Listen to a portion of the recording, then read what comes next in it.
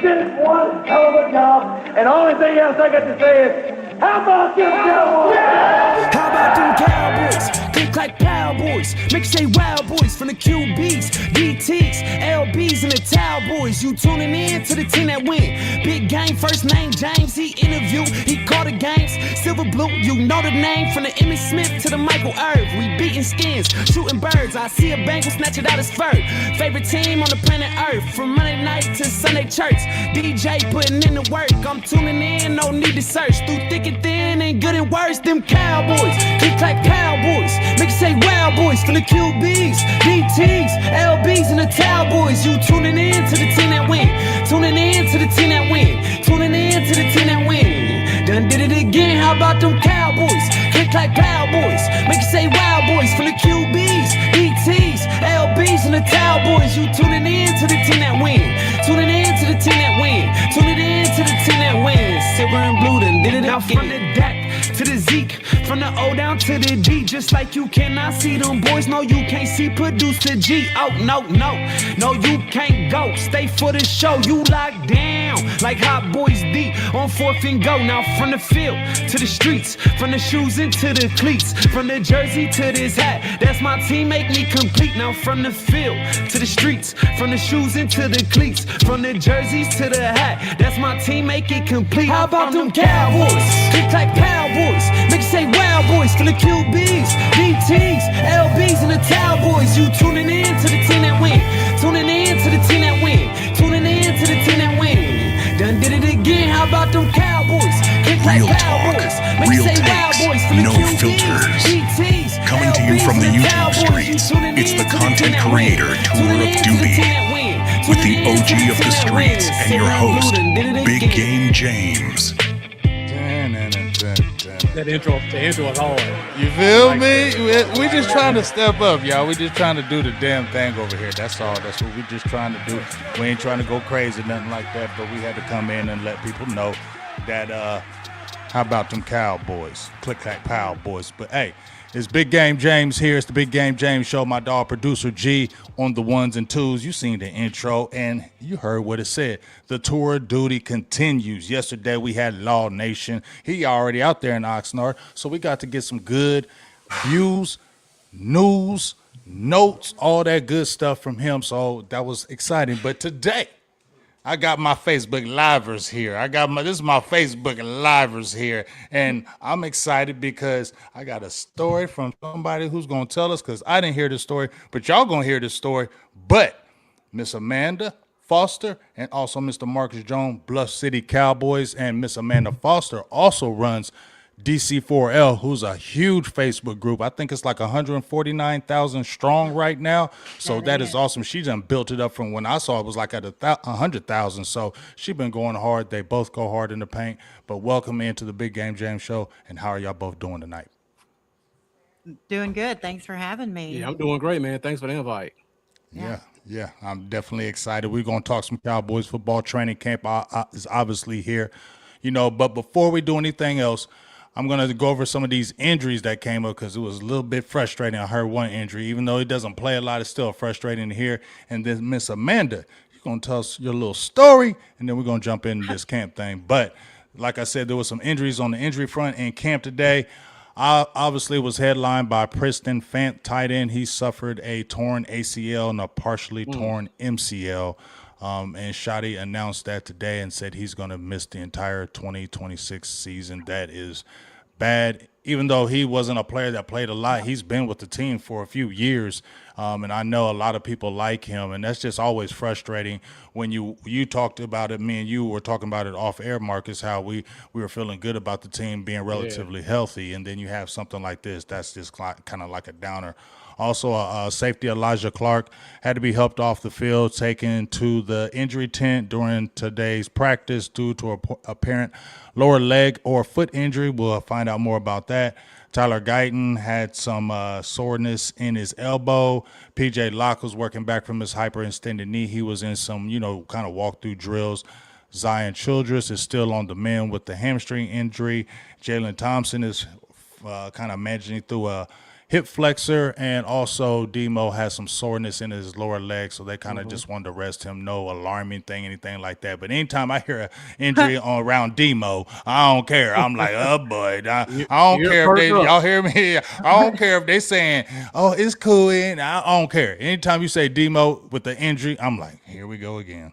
Someone get the bubble wrap out, man.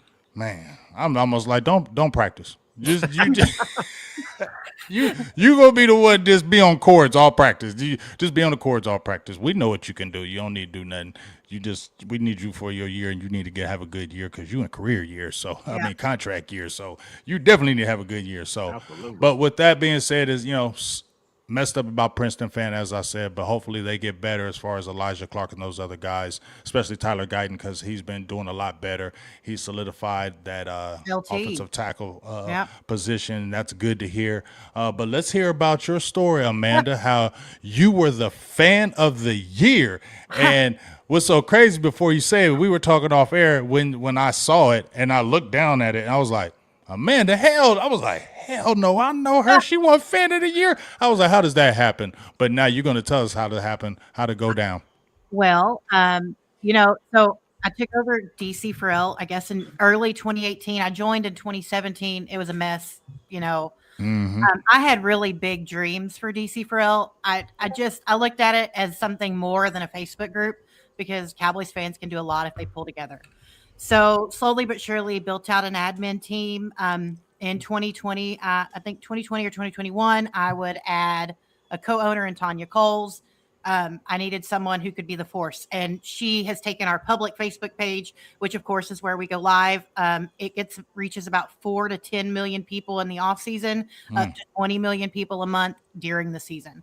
So, well, I started a community service initiative so that during Thanksgiving we could feed people that were unable to put Thanksgiving meals on their own table.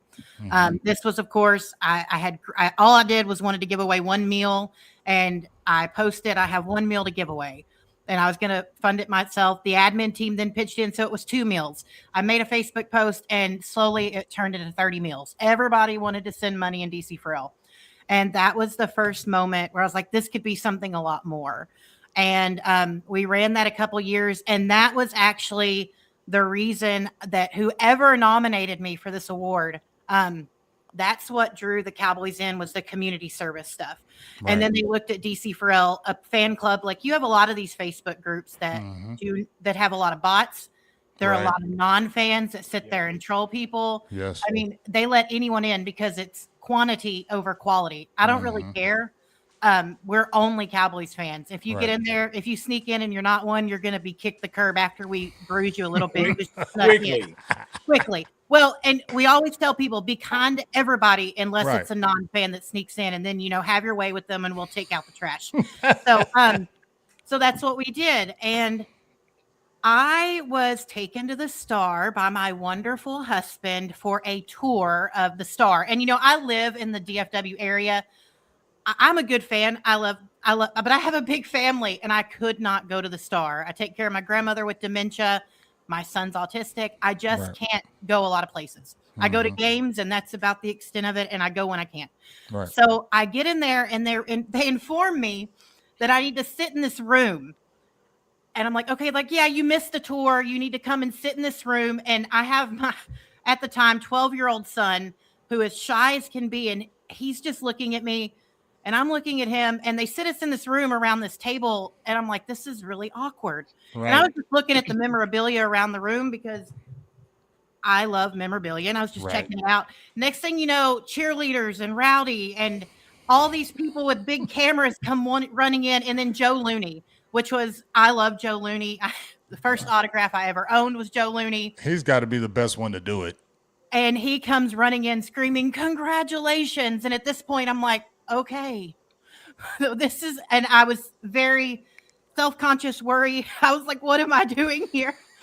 So they took a lot of photos. They sat down and did this big interview with me, asking about the community. They let me call the admin team, which was really, really important to me. I wanted my admins to get a shot because, yes, I won the award, but I feel like it was a group award. Right.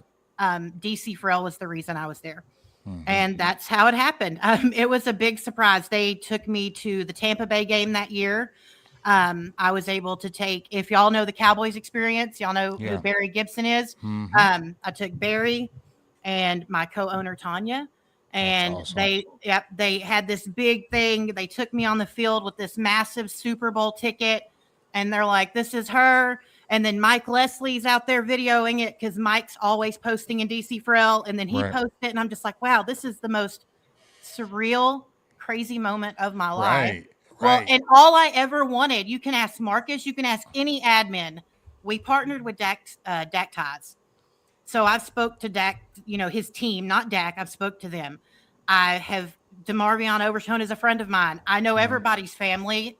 Micah's dad and brother have been on our podcast. It's, I just wanted the Cowboys to know we existed, not for some weird thing. I just wanted them to see that, you're missing part of this. You have a page, but you don't interact with anybody.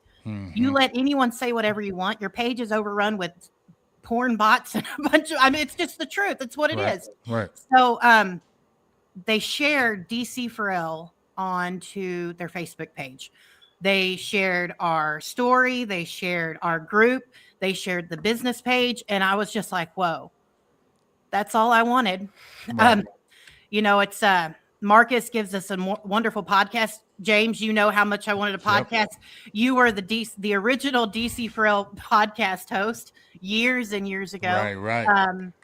So, it was a surprise of my life and probably one of the biggest honors of my life because it's a really special club to get involved into.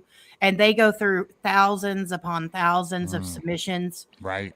And I was the first woman ever chosen as the fan of the year. It was 2024. And, we all keep in touch. We're working with the team. I've sent messages out. I have a contact now with the Cowboys that I'm trying to get in touch with them. Yeah. So, it's special. It's just, you solidify your name in Cowboys history. And it was something that I didn't ever think I would be a part of Cowboys history. I'm just a fan who wanted to do things for other people. The community service, we're working on a toy drive. It's just, I wanted to give back what DC for L fulfills in me because DC for L does a lot for me. And then I won the award.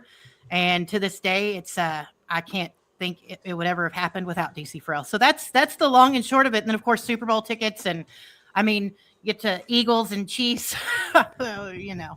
so it's an honor, but that's it. It's a crazy story. So. Well, I'll tell you what. Number one, I feel like when I heard that story that you just said, I heard a lot of giving back, helping the community, helping people, building things. And I feel like when you do those things, good things come back to you. So I feel like that's why it just happened. You know what I mean? Because you were in it for the right reasons. You weren't in it for any kind of other things, no ulterior motives. You were just out there just trying to be a Cowboys fan and build everything together and unite us, right? Because we better when we're united. When we right. all over here, we were better when united. So I believe that's the reason why that door opened, and that's an amazing thing that happened to you. All the things that are opened up to you now, and the DC4L. So that's, like I said, that's one of the main groups that me and producer G, were talking about, that when we first started out with the Silver and Blue Nation, you guys were one of the main groups that kind of opened the door for us to kind of really basically explode and basically jump on the scene. And because we had all kind of live viewers at that time, and we were just like, wow, this is crazy. So that really kind of catapulted us, and without your help, it probably wouldn't have happened. So we just really appreciate that from the bottom of our hearts. Just want to tell you that while we're here. I appreciate you too, man. You have no clue. It means the world to me, and I appreciate you coming on a few months ago. You were on the show with us, so thank you. Yep. Well, let's get it in. Marcus over there chilling. You know what I mean? I like how he always just be like silent, be chilling. He just come with them things, them stats and all that good stuff. And we're going to talk about some stuff. Training camp, obviously. Day 2 of pads. We saw the defense going crazy. A lot of people was excited. I was a little bit excited because, defense, but not crazy, but because, it's your own team. I understand we seen training camp darlings and things of that nature.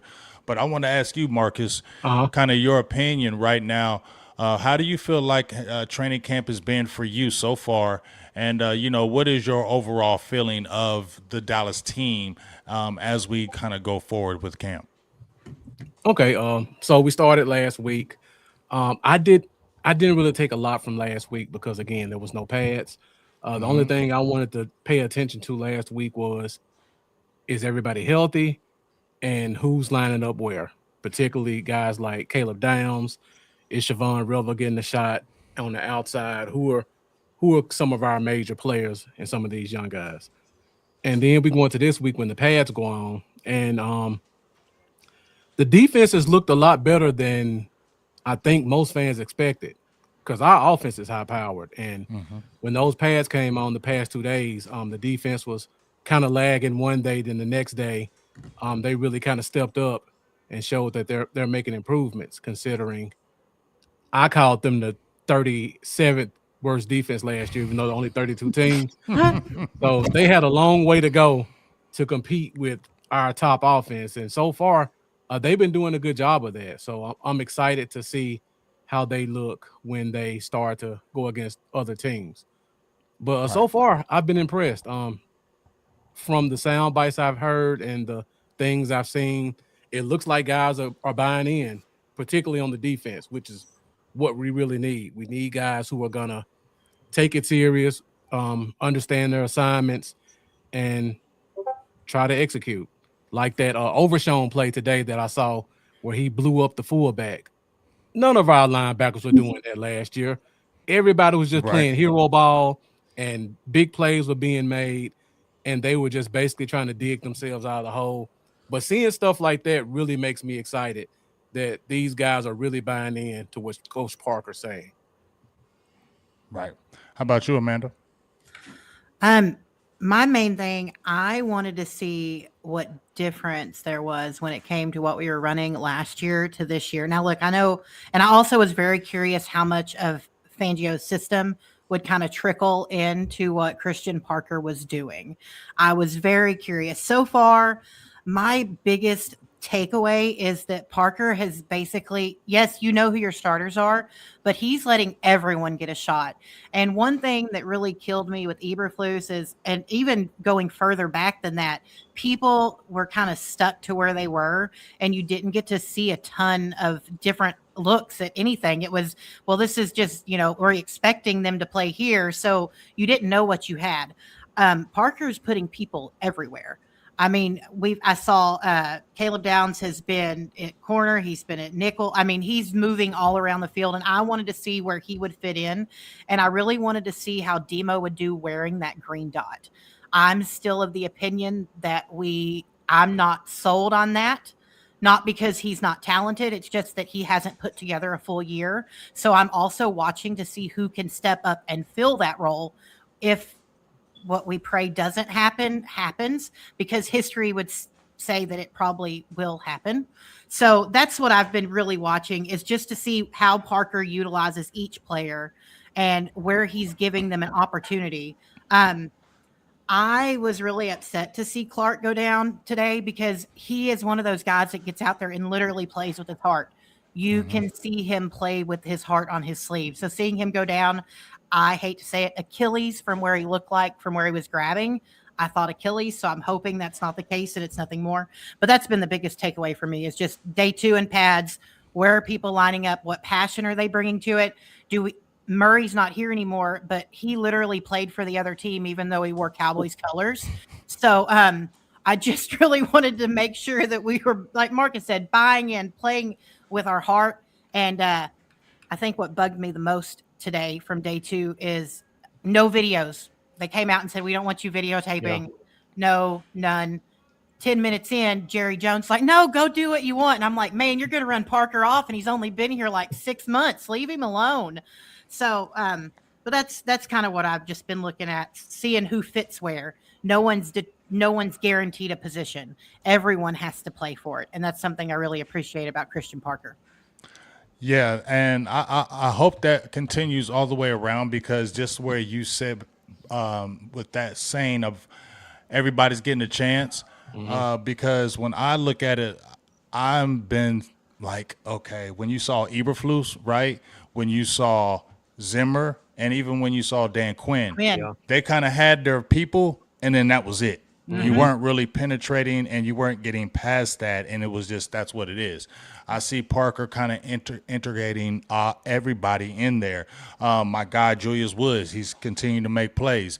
And the good thing about this safety room is we've been clamoring about safety for 1,000 years, right? Yep. So the good thing is about that, even though you had the injury to Elijah Clark and you had the injury to PJ Locke, we're not like, damn, it's over. Yeah. You finally got some real depth on the team, right? You finally got some real players on the team. Yeah. So when that would go down in the past, you would be like, man, what are we going to do at the safety position? Now you got to go out and look for somebody to get cut. Now you got to look for this.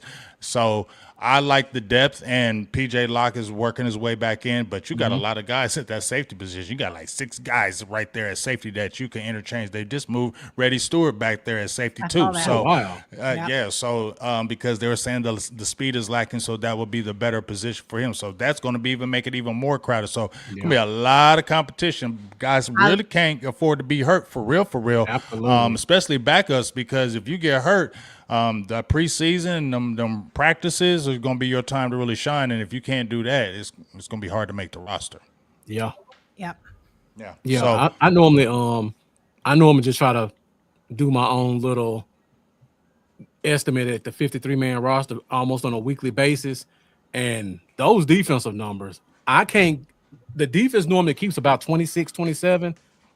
I can't get below 30 in terms of guys that I like. So it's going to be 4 to 6 really, really painful cuts that the Cowboys are going to have to make. Isn't Yeah. that such a beautiful change from where we usually are at, It though? I is. mean, it's usually we could sit here and cut numbers immediately. Well, this is Yeah. your team. you could damn near do the roster right now. Absolutely. I mean, it's just really nice. I mean, I've never seen an off season. I mean, I'm not young. I'm almost 40. I can now look. We can go back. Let's forget Super Bowls. Let's not talk 90s, but 2000s up. I can't tell you an off season that has been this conducive, quiet. Absolutely. It's like football is the only thing that these people have been thinking about. I don't know. I think Jerry Jones was cloned. It's been my little joke of someone took him, and this is like until today when he pulled that stunt with the video. I was like, oh, there he is. There he is. Okay. But it's just so nice to see we've built depth. We have quality players at almost every position. Usually we can look, James, Marcus, you look at the team roster, like, man, we need to go out and get somebody. And look, we can sit here and nitpick the team and say, yeah, we want to be better here, stronger, but we're not weak necessarily anywhere like we have been in years past. Yeah. So. Yeah.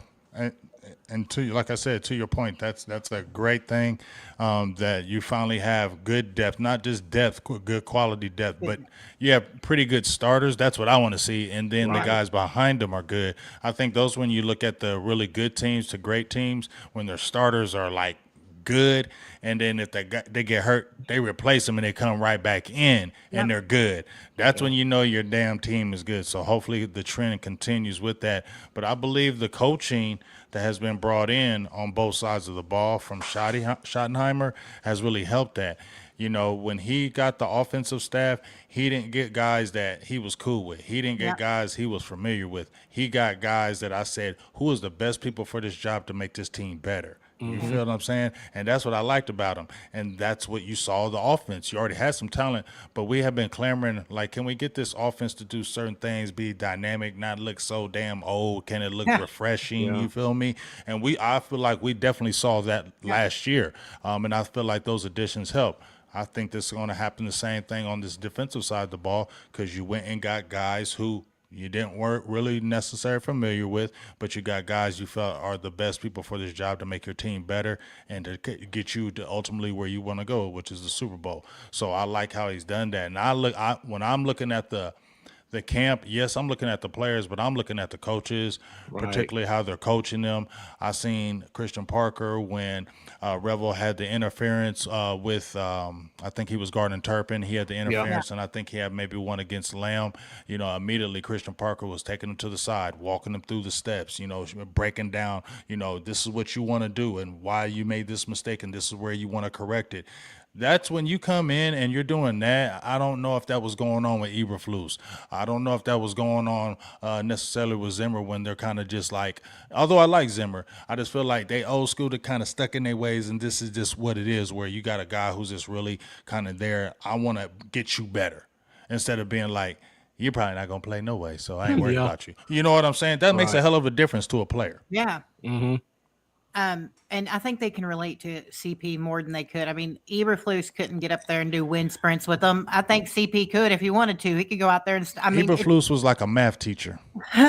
that, I mean, think about it, Mr. Eberflus. I said this there. I say this to G all the time. If you went into Mr. Eberflus science class, you hated it. You hated going into Mr. Eberflus class because you looked at him. You just hated Mr. Eberflus because man, I can't stand Mr. Eberflus. But then if you go into Christian Parker's class, he's teaching you. And you like it because he's Yeah. making it enjoyable. He's making it fun, and you're learning at the same time. So guess what? You get nothing but A's in there. In Mr. Eberflus class, he only got them few kids that he liked Yeah. that get the good grades, and all the rest of them are bad and failing. You're like, well, why is that happening? It's the same thing like with school. It's the same thing. I see it right here. All the players love messing with somebody like Christian Parker because I'm trying to teach you and break down this game so where you really understand it. And when you really understand it the way we want, you can play Yeah. fast and free. That's the whole Yeah. purpose. And I feel like Eberflus was stuck in his ways, and that's why that defense suffered the way it did. Absolutely. that's a good analogy. Preaching. Fantastic analogy. Well, I like that. Vroom, Yeah. vroom, vroom. You feel me? But let's talk about some of these players. Now, Okay. Ezaraku, he got kicked out of practice today. Uh-huh. Threw a punch. Can't do that because I believe it trickled down from the NFL. It wasn't really just a shoddy thing. It was an NFL thing where if you're throwing any kind of punches, they're really on that now, and they're really Yeah. like kind of just throwing you out. So Ezaraku, I get it. You got to be better though. You can't throw punches at your players. Your own teammates can't be doing that. But what's your kind of thoughts as I'm gonna ask you, Amanda? What do you kind of feel about the defense? I remember you mentioned Overshown. With the green dot, I'm with you with that. I feel like Overshown should be on the outside to use that sideline to sideline speed. Let him play free. The less responsibility on Overshown. I feel like he's the better player when he's like that. Maybe move some other players and let them worry about that. Let Overshown just be free. But what's your kind of thoughts of the defense so far as players? Who's really stood out to you on the defensive side of the ball, and why, Amanda? So I've got a two-headed answer real quick. And one, it's just kind of typical, so I don't want to sit on it. We all know Caleb That's all. Downs' football mind is Right. insane. Right. Yeah. Like, and I don't mean the player and the football and the talent. Yes, it's all there. But the way they said the man already understands the playbook and he knew it before he stepped field at Oxnard. He knew it when he was at spring training. It's like, wait, what? So it's impressive to see the mind. I have a lot of I love also because he's very much give it to God. And I think that kind of has just really he's not a rookie in my mind because of the way his brain works. Someone that I have kind of zeroed in on, oh man, Siobhan Revel. He struggled a little bit, but I mean, look at who he's going against in Right. camp. And I want the way he articulated it so well. He said, look, I'm going against the best. They're two of the top 5 players, like 2 top 5 wideouts on my team. Iron sharpens iron. And I just really like seeing that leap that he's taking. Everyone thought he was a risk because of the injury, and I understand that. But, you can also see, because his dad comments on our page a lot, he loves the sport. And he gets better every time I see him out there. Every snap, he's getting better. So that's who I'm really excited about watching. I think Bland needs to be very careful because I think Durant has almost kind of secured a starter position. I knew coming in he was taking someone's starting position, and it was different in LA. Here, he's got something to prove, and I think that's going to be that's him. But Revel's going to take somebody else's. So I think they need. I love watching him play football, and he's just another one that is truly out there with all of his heart playing. So those are the two players I'm watching, Revel and Downs. What And I want to about see you, what Sam Marcus? Williams does too, huh? Yeah, hey, he had like a big tackle, I think, Big on Jaden tackle. Blue, blew up, came through the line, and he's playing for his football life, in my opinion. Yeah. You're on a Yeah, 1 year deal. Nobody coming really off kind of injury. went after you in free agency, so you came back. You was ballyhooed. You had all this potential, but it's just been sitting on there as potential, and it's kind of like now or never. If you kind of just don't do it now, we don't even know if you might even be playing NFL no more. And we've seen so many times where it's not for long, where you don't last in the league long, no matter what kind of talent, because Right. there's tons of talented people in the league. So maybe this 1 year deal, get in with Christian Parker, maybe it unlocks something, and it will benefit him and Dallas if it's the year it does unlock. But Yeah. what about you, Marcus? Who's kind of stood out for you on the defensive side of the ball, and kind of why? What's a couple of guys? First off, shouts out to my guy Jeff in the comments. I saw you join us a few minutes ago. Appreciate you tuning in. One thing about what I'm seeing this year than what I haven't seen in past years, the guys you expecting to be the guys are the leaders in effort. And like you go back years past when we talk about Diggs, you hear stuff about Micah not feeling like he's really dedicated to the game. Go back as far as Jalen Smith, the stories we heard about that. When you look out there right now, you see a guy like Rashawn Gary. He's going hard in the pads, not in the pads. Every story you hear is after practice, he's a leader on the field. And when you got the guys at the top who give that kind of effort and demand that kind of respect, it definitely trickles down. And like Amanda brought up, Durant stepping in and solidifying himself as one of the guys on this team. I saw somebody in the comments a few minutes ago talking about that number. You can probably give that up right now unless Durant just wants to Oh get up yeah, that yeah. number too. We done forgot about 213's his number, dog. Yeah, Like absolutely. Durant, that was early in the year. Now that's not even a conversation no Exactly. more. Exactly. So yeah, just talking about the guys up top. Of course, you got the D tackles in the middle, always bringing it, making our Right. guards better. And then Amanda again brought up the young guy, Caleb Downs. When you got veterans who are setting the tone, and then a young guy that's setting the tone, it makes everybody else around them better. So I'm just glad to see the guys that we expect to be the stars to not just sit back on their laurels like I'm gonna be the guy anyway. Let me just go through the motions. These guys are really putting in the effort and showing that they're trying to make a difference on this team. Yeah, that's what I like about it too, and I think Jalen Thompson. I think he said it in the interview. He said, I had Buda Baker first, Right. and now I leave Arizona and come right over here to a Caleb Downs, who could be Yeah. a lot of people have already made the comparisons that could be like a mini Buda Baker. So and you already seen what Jalen Thompson can do, and I Yeah. believe he's a very smart type player as well as Caleb Downs. You got two guys that are safeties that are very interchangeable. I think that's really good for the Dallas Cowboys. That bodes well because we have been screaming for just having one safety. Can you just give Dallas, please, just one? Can we just get one safety? Now you actually might have two that can do so many things for you. And I think both of you said it best was the mind part with Caleb Downs. And this is the thing that I've really been honing in with Caleb Downs. First of all, when I like listen to him talk because he's so reflective. Like I think when he talks, he's thoughtful, he's reflective, he thinks out what he says, and I like that. That means he's always processing things, and I like that. And he processes it quickly, and Yeah. it's deep over there. But what I feel like he's going to be so good at is knowing the opponent. I feel like when you heard about him being in the film room, when they were doing other things and he was Yeah. studying, I think that's going to be one of his biggest assets. He's going to be knowing what the opponents are doing. He's going to know what they are trying to do to the defense, trying to do with him, and he's already going to be ahead of the game. And I think that's what's going to really stand out about him is that, when we love Sean Lee, what do we love about Sean Lee? Not just that he could tackle and all that. It was he Right. knew the game. He was studied. That's why when you hiked the ball, Luke Kuechly, why were they so good? They knew what the offense was doing, so you could not fool them. That's what makes you even a leg up on teams. And if you got a player who's that young, and I feel like he's on that right now, that makes me kind of excited to think what's going to happen for that team and beyond. And I think he's going to be a star in this league. So it Yeah, remains to be seen. absolutely. But he's out here in the OHIO. So, we got love for you over here at Caleb Downs. You know what I mean? So with that being said, I want to ask you guys, the talk has been, the interview early with Jerry Jones. James Slater brought up Max Crosby, what's going on with that? And, Jordan Brooks was mentioned again. Brian Broaddus threw it out there. And Yeah. Stephen Jones has said, hey, you know what?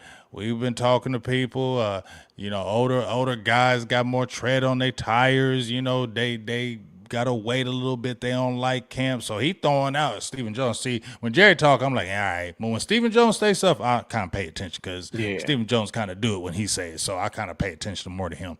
But what are your kind of thoughts with that? Do you think there'll be another addition with the team? Do you think there's real fire with the Max Crosby thing? Kind of, what's your kind of thoughts with that? First, you, Marcus, and then you, Amanda. You know, the Max Crosby thing is interesting. I like what they're building with the Raiders. They made a lot of additions focused on the defense.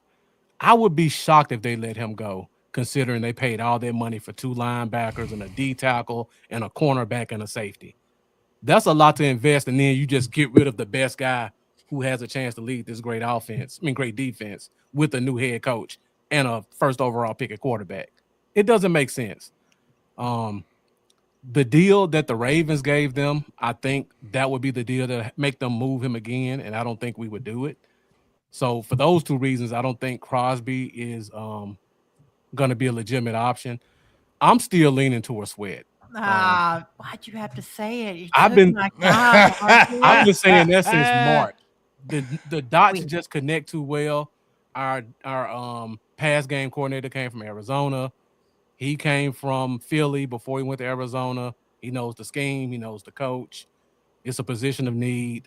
The numbers fit our salary cap, and I don't think the draft comp will be that much. So that's the one I'm watching, and that one is dependent on how Ezra progresses through our camp, because I think Gary's good, but you still need somebody opposite him.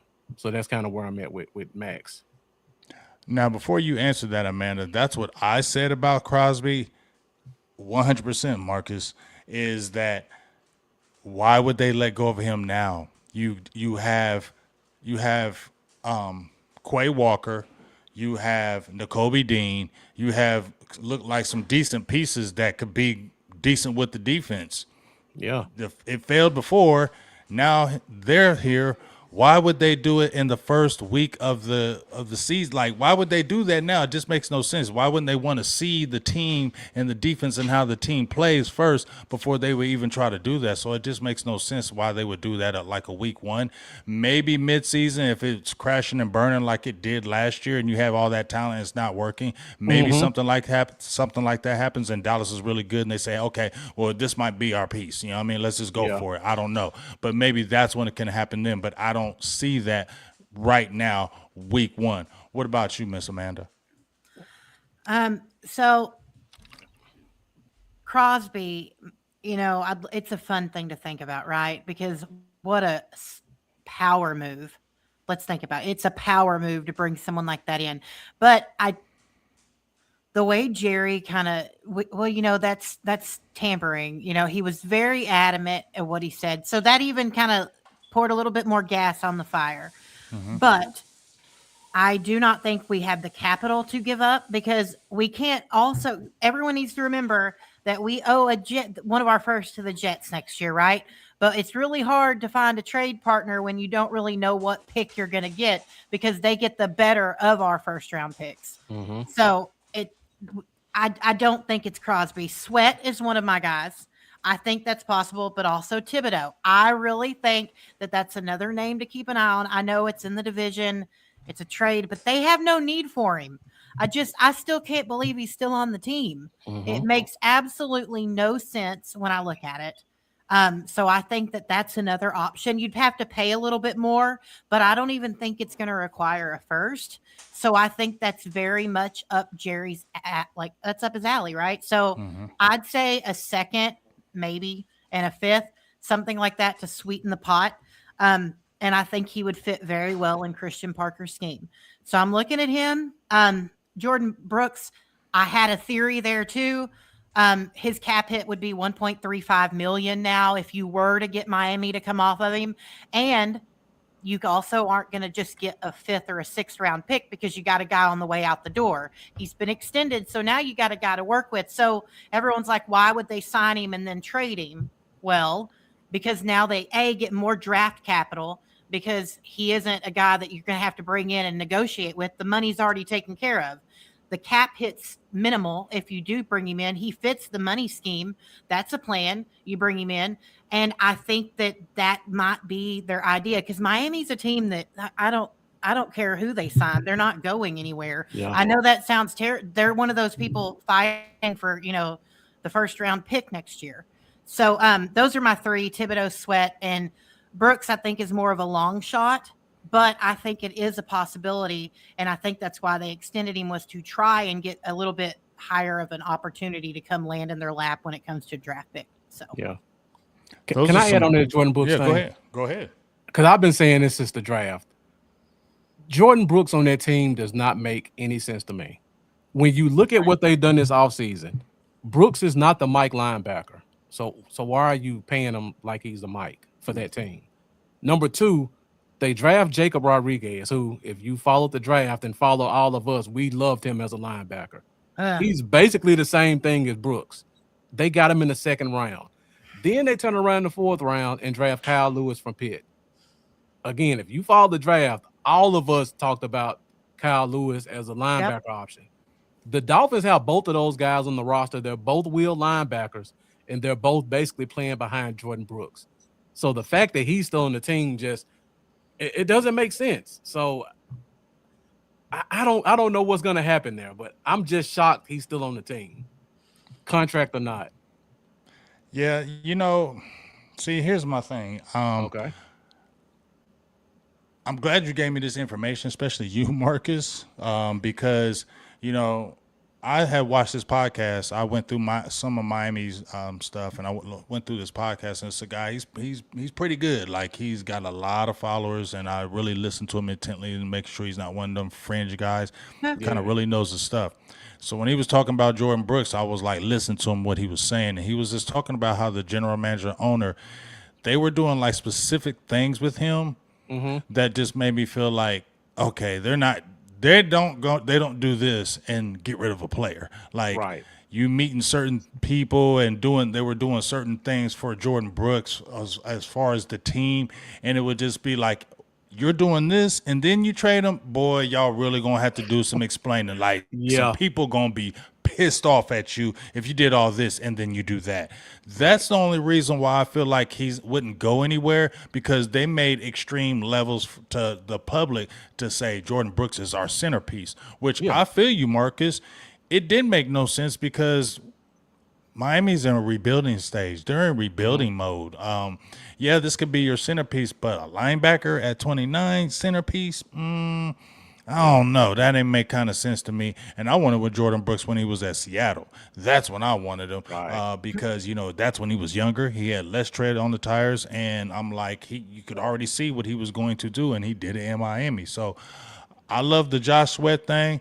Who else did you mention, Amanda? Who was the second person? Thibodeau. Yeah, that wouldn't happen because Giants, they hard-headed. They ain't going to give it. They may have gave us somebody who was at the end when he was with Buffalo and he came over when they traded him to us. Defensive tackle. Yeah, that defense. But wasn't nobody thinking about him. But Thibodeau, I don't know if that'd be like, I feel you, but I don't know if they'll do that. When they started drafting, like Marcus and I were live through it, and we just – every year somebody makes us go, what the absolute hell are you doing? And it was definitely the Giants, which I'm very grateful because Caleb Downs fell in our hot little laps. Okay. I still can't believe I didn't pick Caleb. That wasn't my pick. Not because I didn't want him. I do worry about the knees. Full send. I worry about the knees. We all heard the reports come out. what is it? Degenerative knee Yeah, I issue. don't believe that. I don't We believe all it. heard it. I Maybe don't it was, believe it. our doctor putting a little word out there to make him fall. Well, it worked. It I love worked. the player. But it was at 5 they took, what was it? Reese, right? They Mm-hmm. took Reese at 5, and then now I can't remember who they took at 10, but The I tackle just from That Miami. the tackle. tackle from Miami, right? Fernando, right? Is that his name? Mm-hmm. Yeah, okay. So Marcus and I kind of looked at each other because then they added, it's like, where are they going to use Reese when you have Thibodeau? They have others too. It's like, I don't remember all the names off the top of my Brian head. Burns, Brian Ryan Burns. Burns. I Thibodeau, mean, Abdul Carter. Yeah. Abdul I mean, Carter. it's like, where are you going to use him? So that's why I kind of sit with the Thibodeau idea. Harbaugh, I think you could probably convince him to move on, especially for the right price. If there's anybody in our division who will do business with us, I think it's the Giants, and I don't see where he fits. Someone's got to be cut from that room. Maybe we I get feel lucky and you, they cut but that he somebody. might make us better, and that they might regret that. So that's They the only might. reason why I would feel like they would stay away from that because he's still Yeah. young enough and he's shown talent. I don't know why people be hating on Kayvon.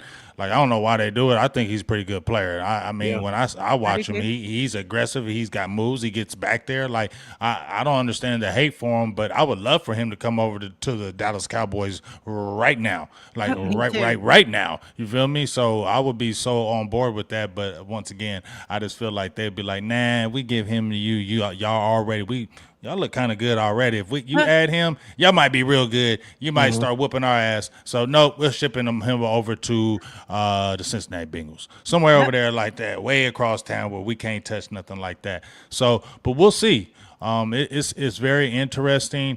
It's out there, but like I said, I feel like it's going to be more of wait and see until teams know what they really are until you start making deals, because when these couple teams don't really know what they are and they have some talent that you traded for, don't make sense for me, especially with the Raiders, that they would give up Max Crosby right now. Yeah. When you Yeah. invested in this defense, why would you do it now after he came back? Would you try to get rid of him again? Just don't make sense to me. So we'll Yeah. kind of see with that. But I want to give a shout out to my guy, Kevin Gist, my dog. KG, what's up, dog? He gave the $9.99 holla, hey ho, and shout out to the lunatic too. He gave the $2 holla, but my dog says, based off practices, you have already been on defense. Do the Cowboys have an urgent need to get Brooks or Crosby? Kind of touched on it. Big homie, continue this good content. Appreciate your guests. Appreciate you too, and I know they appreciate it. But yeah, we kind of Absolutely. touched on that. Absolutely. It's kind of a wait and see. We'll see what happens. I think if you had a choice between the two, I would take a Crosby because I just feel like you Absolutely. got Quentin Williams, you got a Kenny Clark, you got Rashawn Gary. You add a Max Crosby, he instantly makes everybody else better, and especially with him and Quentin Williams. Dog, I would just be.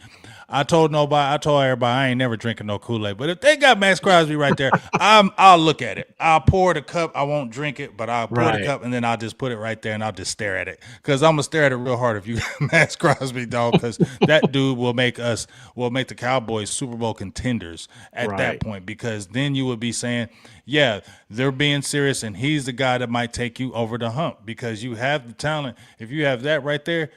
Whew, yeah, that might be some stuff right there. But Yeah. I want to ask both of y'all because I've been asking everybody on the tour of duty about Shotty. Now, I love Okay. Shotty. I've been saying Libra gang. You feel me? He Libra gang. Me and his birthdays like 2 days apart. He's only like Okay. 1 year younger than me, so I know that brain. So that's why I love really Shotty. But I said, as much as I love you, Shotty, you got to win. That's 2 years removed from the playoffs. I know it was Mike McCarthy, but you was with them. You was around that staff. You was in Yeah. the building, so that's part of you too. And now 7-9-1. Ain't nobody even really saying nothing against Shotty because if you look at a lot of these other first year coaches, they were winning. Now I know you lost to Michael Parsons. Then we had the unfortunate tragedy with Marshawn Nealon. That was a person that was going to be a building block on the defense. And then for you to hold that together, we get it. But now it's your second year and it's year 3 as far as if you don't get there, you be missed in the playoffs 3 years in a row. That hasn't happened since Garrett. Now, I said this is a make or break year for Shotty without being a make or break year. And the reason why I say this is because if the Dallas were, a lot of people getting kind of hyped right now, y'all. Now, if Dallas They are. don't meet this hype and they crash and burn, and let's say they don't make the playoffs, I feel like a lot of people gonna turn on you, Shotty. So you got to win this year. You got to get in the playoffs. You got to make some kind of noise. Kind of, what's your thoughts on how I'm feeling about that? I'm first start with you, Amanda. I said it's a make or break year without being a make or break year for Shotty. What's your kind of thoughts about what I'm saying right there? Um, so when they hired Brian, I was actually excited. And it's not because everyone was very I remember when people didn't like Shoddy. When we first hired him, it was a Nepo hire, that it was familiarity. It was typical Jerry. I know y'all remember. That's what the fan base said. That's not who they wanted. I mean, that was not who Cowboys Nation wanted being brought in as the head coach. Because he was already there. They wanted brand new, start over, clean slate. Let's go. Um, I think I can see the make or break year, but I think it's going to be solely. I think he got a pass last year because of how bad the defense was, because his side of the ball was exceptional. I mean, think Brian runs the offense, and then Jerry. I still think Eberflus was a Jerry hire. It was a retread. We all know it was a retread. So I can see where the fan base maybe make or break. I don't think he's going anywhere because I mean he's unless it's so bad and for no reason. I mean, injury, you can't blame the guy for that. A terrible defense. I mean, yes, he's the coach, but he didn't really have full control, right? I guess you could put I look at this as his true first year because he got to pick his own stuff. I look at this as really kind of a repeat of his first year, bringing the offense back, have it at the high powered it is, and now you've got his hire, his defense, what he wanted. So I can see your point. I think you might lose the fan base, but I don't think he's risking his job with anybody else. Does that make sense? It makes total sense. Now, before you answer that, Marcus, that's where I'm gonna kind of rephrase it. I say he's safe with Jerry because the last okay. interview, the last interview I saw when they did their presser, and I heard seeing him and Jerry. I said, okay, yeah, he's safe. Jerry ain't gonna do nothing to him. Jerry gonna let him play this contract out. Jerry loves Shotty. Yeah. Shotty has full control. Yeah. I really believe that. Jerry has backed off and said, go ahead. He trusts Shotty. And I feel like Shotty kind of got him. He got Jerry. So that's why I'm like, yeah, Jerry, you untouchable with Jerry. You have to be like terrible, 2-15. Like you got to be terrible for him to move on from you because he loves you. And I think he really just feels comfortable and he trusts you. And when Jerry trusts you, he lets you do whatever you want when he trusts you. Yeah. So I don't feel like he's being touched. So yes, I agree with you with that. I feel like the fan base is going to turn on you badly. Like nobody's going to want to hear that noise from you whenever you try to speak any positivity. People going to hate you. Right. Like people, they going to throw stuff at you. So that's why I said, come on, Shotty, because I love you and a lot of people like you. But you got to win. You're going to have to win some big games. You're going to have to win some big games and get some good coaches. And I feel like, I ain't expecting no championship, Super Bowl, but I am expecting you get to these playoffs this year, and I am expecting some noise, like good noise, like Right. whether it's a win or a loss, them better be a damn good win or a damn good loss. If you know what I mean, like where they were like, okay, they balled out, they competed though. Like you feel good going in the next year, like Like the you Packers in want 16. you feel what I'm saying? Like, okay, we feeling good. Going into next year, even though we lost, we feel good. We feel good about Shotty in the direction. So that's where I'm kind of coming with that. So how do you feel about what I was saying in that aspect, Mr. Marcus? I mean, I agree with that. I think in terms of with Jerry, he's pretty much safe. This has been one of the most quiet off seasons we ever had. You see the coaches doing press conferences without Jerry interjecting. You don't see him much in the limelight. All the moves reflect what we've seen from the coaching staff and what they've said they wanted. I think they really have kind of gotten their footprint on the way this team is going. But you're right about that fan base. I mean, we have one of the most starving fan bases in the NFL for some success. And if you give them a taste of it, they're gonna always want more. So I'm definitely there with you. But when I look at this schedule and while Amanda was talking, I was looking. This is a tough schedule. Yeah, it is, especially at the end of the year. Right. Like I believe we have 8 playoff teams from last year on the schedule, and then you have the Niners who didn't make it, who will be back. You have the Colts who, if their quarterback didn't get hurt, they would have probably been the 2 seed because they were, I think they were 9-1 before the quarterback went down, and they lost like 6 of the last 7. Then the Ravens didn't make the playoffs last year. So you may have 11, 12 potential playoff teams on your schedule. It's going to be tough sledding. But like you said, if they're competitive and people really know like these are some tough teams we're playing, the coaches may get some grace. But, I mean, at the end of the day, everybody's liking Clayton Adams right now. Everybody loves Christian Parker. So that just adds fuel onto the fire about you got some guys who we want to see replace you. So you got to make it happen. Because that's what I feel like that's going to be the noise. Like, because number one, if you're winning, people are going to want to pluck Clayton Adams, going to want to pluck Christian Parker. So there's a shelf life for those guys if you're being successful. That's the truth, right? And then if you're not winning, they could look to be like, we could move on from you, and these guys could be in your position. That could happen as well. So I feel like there's a lot of pressure, unspoken pressure. I don't feel like a lot of people are talking about it, but I feel like there's pressure because there's a lot of expectations right now, especially with this offense, especially with the addition of Christian Parker, because a lot of people have spoke highly of him. You've already seen people speaking, it's different. Communication, we ain't never seen it like that. Communication ain't everybody is unicorns and rainbows right now. Everybody kumbaya right now. You feel me? So that's why Feel that first loss. You know what I mean? So we got to see, and defense going to have to win some games this year. It's a tough schedule, but the defense going to win some games this year. And I need I need you to be some some Kyle Shanahan this year. I need you to be some Sean McVay's. You know what I mean? I need you to go head to head with some of these coaches, because to me it's been a long time for me to hear, damn, our coached his ass off that game. We won that game because of coaching. It wasn't because of players or a mistake or this and that. We could sit back and say, damn, that coached his ass off, and that's why we won that game.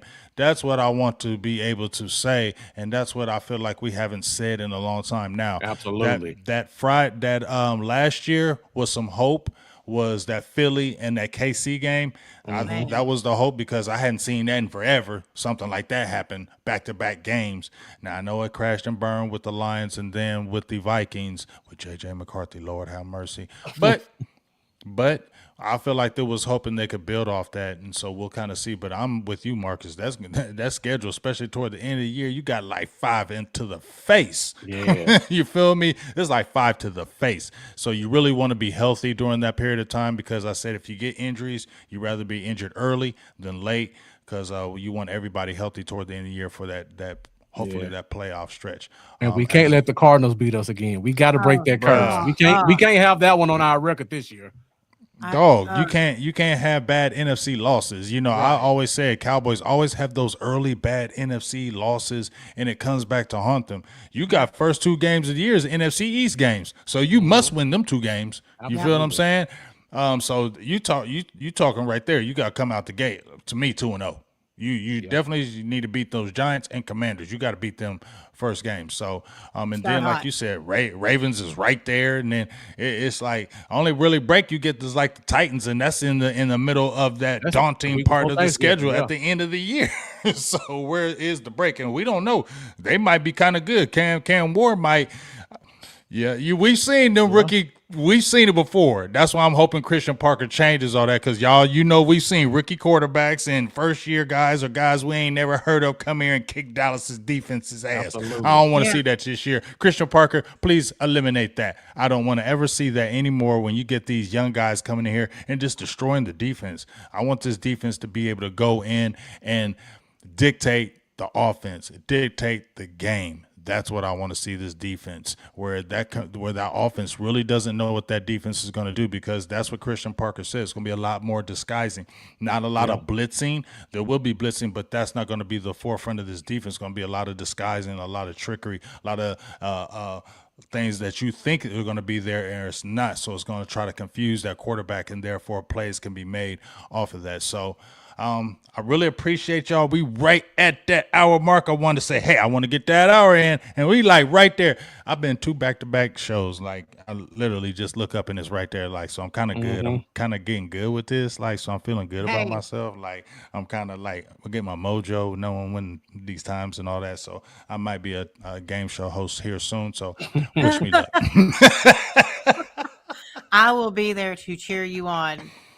I I've known you a appreciate long that. time. Okay, you are a fantastic person. First of all, fantastic. Thank you for having me on. But Hey, seriously, you're a pillar in this community. Don't you I forget it. appreciate that. Absolutely. I appreciate that. And I appreciate both of you guys, Mr. Marcus Jones, Bluff City Cowboys, Miss Amanda for DC4L. I'm Big Game James, my dog producer G. You know he got it back in the cut on the one and twos. And this is the BGJ show, Tour of Duty. We'll talk to you soon. Peace. We out. Big game, first name James, he interviewed, he called the games. Silver blue, you know the name, from the Emmitt Smith to the Michael Irv. We beating skins, shooting birds. I see a Bengal snatch it out his fur. Favorite team on the planet Earth, from Monday night to Sunday church. DJ putting in the work, I'm tuning in, no need to search. Through thick and thin and good and worse, them Cowboys, click clack Cowboys. Make you say wow boys, from the QBs, DTs, LBs, and the